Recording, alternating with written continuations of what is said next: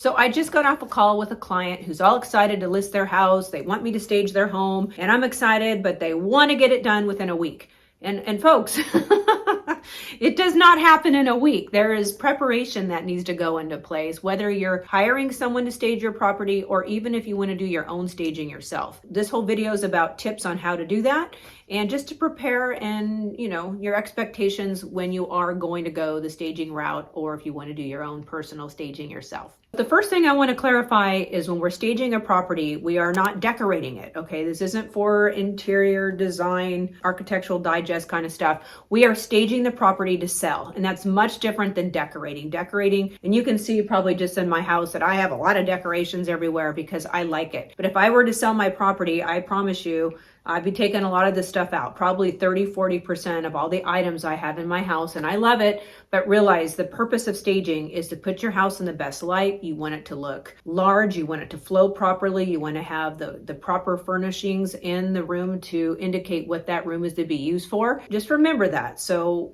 when I go tell sellers we're going to go stage their home for them, I tell them you're going to hate it. Because it's not their things and they're going to think their things are higher quality, they have more memories, and I promise you it looks better the way that we're going to stage it, okay? You're going to wake up, you're going to feel like you're a guest in your own house. There's all these unfamiliar things in the house if you're living there. If you are doing your own staging, it might feel a little sterile because if you're doing it right, you should pretty much feel like the house looks empty. And it doesn't, trust me. But let's get into a few tips into preparing your house for sale and staging it properly. Tip number 1 is depersonalize your home. Now, this one really offends a lot of people and it's not meant to.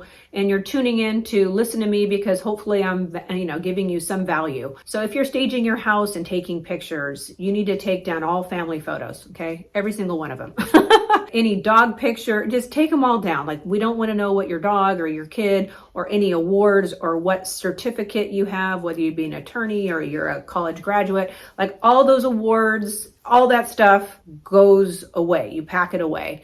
I had a seller ask me, hey, Audra, I have a flag out front. Should I take it down? And the answer is yes. And I don't want to talk about politics. That's not what this channel is about. But the problem I have with flags is, number 1, they typically don't photograph well when we're taking pictures. And also, typically when you're doing a flag, it could be even a UCLA flag or, a USC flag. And it would, just don't do it, okay? Take all flags down. Any religious memorabilia, whatever your affiliation is, I would recommend taking those items down as well. And the reason for this is we want to appeal to the masses. We want people to walk into your home, picture themselves there, and not get hung up on your belief system or the team that you want to support or the college that you went to. We want to depersonalize everything. And on another note, you got to look at your bookshelves too. Are those books in there potentially going to offend anybody? If so, I would take them down. And, how do you define offend? Well, I think, just use your best judgment on that. But once again, if you have any kind of doubt about it, just get rid of it. Like, this is not about trying to convert anybody to a particular religion or convert somebody to a different political persuasion or, right? You don't need to make a statement when you're selling your house. The number 1 goal is to sell your house. And in my opinion, this is the best way to do it. Tip number 2 is we're going to declutter. And we all know this, declutter, nada. But we're going to take down 20-30%. So get those boxes, start storing them. And when you start to feel naked in your house, you're almost there. Like, literally, just take as much as you can down. And if you're staging your property, like, you want probably 1 to 3 things max on any surface. So if it's in a kitchen, preferably if you have a beautiful countertop, I want nothing on there. I want to highlight how beautiful that countertop is. If it's not such a pretty countertop, then maybe you put a collection of 3s, which we'll get into the rule of 3 in just a minute. But we want very little things, not a lot of things on countertops or nightstands or dressers or coffee tables. The less, the better. You want to not distract your buyer when they're looking at pictures and when they're looking at your house. You need to be showcasing how large the room is, how the whole entire room flows. Like in this area that I'm sitting right now, I have way too much furniture in it. But when I'm living here, I love it. But when you're selling your house, you probably, like I said, remove additional furniture. If you have one too many chair in a room, take it out, put it in the garage. Once again, when in doubt, take it out. Tip number 3 is white linen and white towels. So when you put towels in the bathroom, preferably white. I mean, you can do a neutral color, but once again, white's always going to pop. White always makes everything look cleaner, in my opinion. If you have those floral bedspreads or, we'll just say busy linens on your bed, we're going to just put a white coverlet or a neutral coverlet. I'm always going to go with white on this because it always makes it look a lot cleaner, and they're not expensive. And then if you're putting pillows on your bed, we also want those very neutral. I've heard these other YouTube coaches tell everybody to put a pop of color somewhere in the room when they're staging their house. And I'm like, no. And the reason why I'm not recommending that is because when we take pictures online, the one thing, whether it be a pop of color on a pillow, the brain automatically is drawn towards that pop of color. And we don't want one specific thing, especially a pillow, to bring the buyer's eye or the viewer's eye to. We want them to get a feeling and emotion when they look at those pictures. So in my opinion, a very neutral palette is the way to go. And there's nothing anyone's going to tell me otherwise. So neutral is the way to go. And when it comes to bed linens and towels, white. And if you can't stick with white or neutral color, then please let's at least make the towels match. Let's talk throw pillows. So this can either make a room or break a room. So in my opinion, the throw pillows should be very neutral in color. There should be various different textures, like they shouldn't all be the same fabric, in my opinion. When you have different textures in any room, it just elevates the room. It looks more expensive. Like in this room that I'm in now, like I have velvet curtains. Now I know black's not for everybody. And then I have like a basket full of some different blankets. You can see there's just different textures. There's a woven basket here.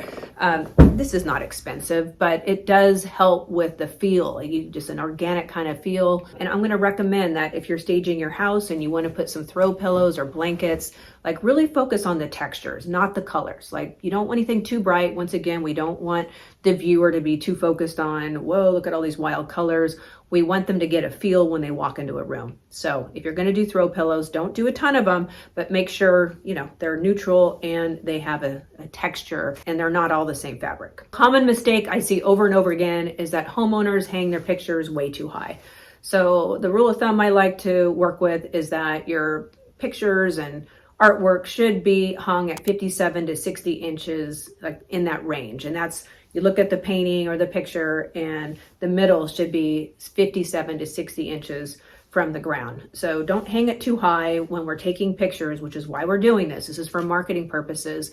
If the pictures are hanged properly, it really does balance the room and create symmetry. Another helpful tip is put greenery in each one of the rooms. It makes a big difference. I personally like live plants, but if you're staging a home, it might be vacant. Even, some of those artificial plants do the job. So when you take these photos, you won't believe how much greenery really transforms the room. And even in person, it gives you a completely different vibe. So try to put a plant in every room. Okay, maybe not a bathroom, but you can put a cute little, maybe, fake plant in some of the bathrooms. But once again, let's try not to overclutter our counters, right? Let's talk about the rule of threes. Now, most stagers will use this over and over again. And if you're staging your own property, play with it. I think you're really going to see how it balances up at a room. And that is, if you're grouping something on a coffee table or putting something on a wall, you put 3 things together, okay? So I'm looking at my coffee table. It's got a lot of stuff on there. But if I were to go stage my property, I would put only 3 things on there. So I'd put maybe a stack of books, a candle, maybe a pretty vessel, or maybe a box, but only 3. And if you're putting something on a kitchen table, or if you're putting something on a kitchen counter, only 3 items. And once again, I think the varying different heights and textures really come into play as well. So you don't want all the same, when I say surfaces, or if something's glossy, maybe do something a little matte. You may make it kind of interesting, but 3, only group things in 3s. Test it out. Another designer rule is the 60-30-10 rule, and that is in a room, 60% of the color in the room is the primary color. The other 30% is a secondary color. And then that 10% is an accent color. And when we hear the 60-30-10 rule, once again, if you're staging your house, I'm going to recommend that all those be in neutral shades. I know people are like, Audra, you just love neutrals. I'm like, I do, because I see the benefit when we take the photos and the videos and the imaging. So when we use that secondary color, Maybe it's slightly different than the primary and the secondary, but once again, I wouldn't use primary colors as that secondary color or even the accent color. So neutrals, muted colors. We don't want bright primary colors when we're staging a property. So a common mistake I see is that when people are decorating their house, they just do too much everywhere. So if you're going to make an investment into decorating your home, you want it to be large pieces, whether it be a large vessel or a large portrait or painting, something like that. But we don't buy a bunch of little things. We don't do gallery walls with a bunch of little things everywhere. We want big statement pieces, and that's it. Not a lot of other jazz, if you know what I'm saying. Go large, not small. Not a lot of trinkets. Thanks for watching this video. If you got any benefit, please smash that like button and subscribe to my channel. I certainly hope this was beneficial, and best of luck to you when you do go to sell your house. If you do all the hard work and heavy lifting, it will pay off. So best of luck to you. See you in the next video.